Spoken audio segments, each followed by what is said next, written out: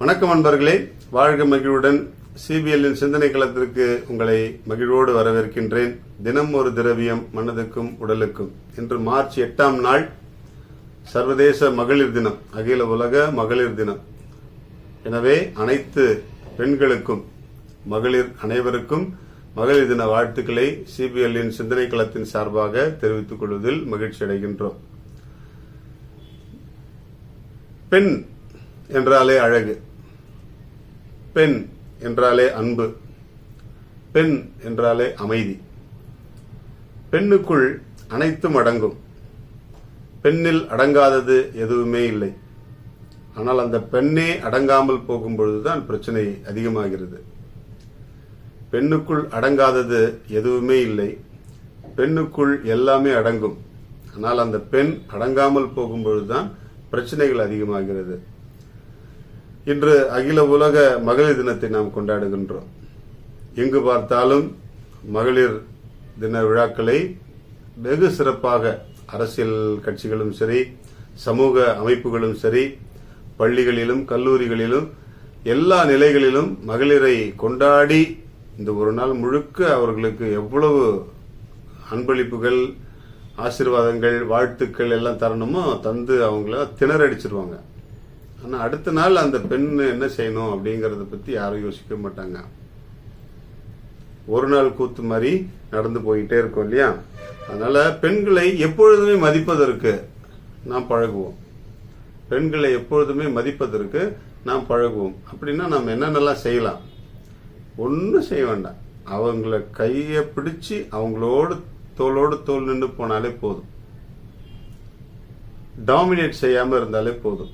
அதே நேரத்தில் நாம் ஏற்கனவே சொன்னது போல தனக்குள் அனைத்தையும் அடக்கிக் கொள்ள தகுதி பெற்ற ஒரு பெண் தன்னை அடங்காத நிலைக்கு தள்ளக்கூடாது. அடங்காத நிலைக்கு தள்ளக்கூடாது.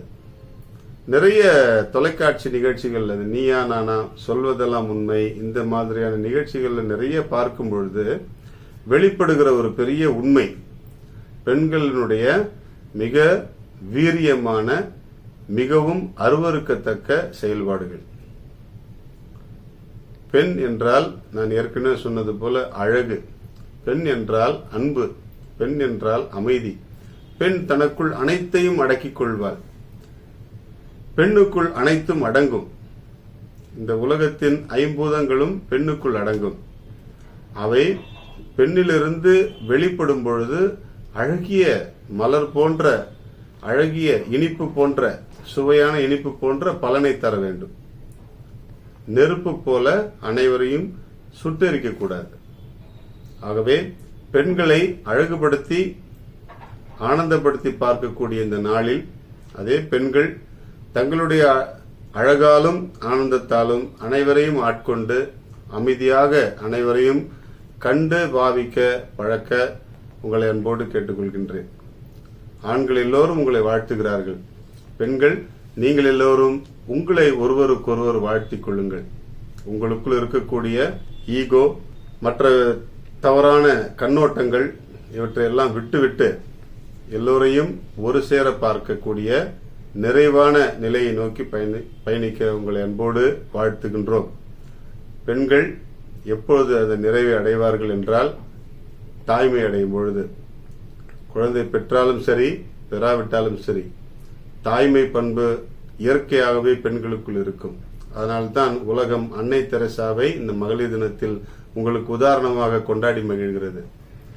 அன்னை தெரசாவை முன்னிறுத்தி மகளிர் தின விழாவை உங்களுக்கு வாழ்த்தி மகிழ்வதில் சிபிஎல் பெருமைப்படுகிறது. வாழ்க மகிழ்வுடன்.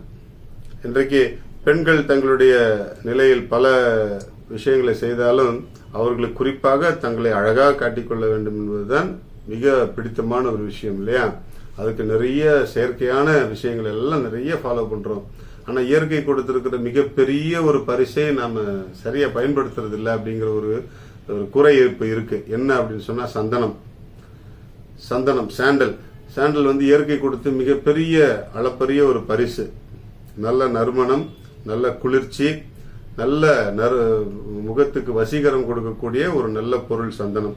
சந்தனத்தை நாம் எப்படி பயன்படுத்தணுமோ அப்படி பயன்படுத்தி நம்முடைய உடல் சூட்டை தணிக்கலாம், நம்முடைய முக அழகை மிக பளபளப்பாக பேணலாம், முக பருக்களை ஒழிக்கலாம், கண்களுக்கு குளிர்ச்சியை அளிக்கலாம். நம்முடைய வாழ்க்கையில் சந்தனம் போன்ற மனம் வீச பெண்கள் அனைவரும் மகளிர் தினத்தில் சிறப்பாக செயல்பட வாழ்த்துகிறோம். வாழ்க மகிழ்வுடன்.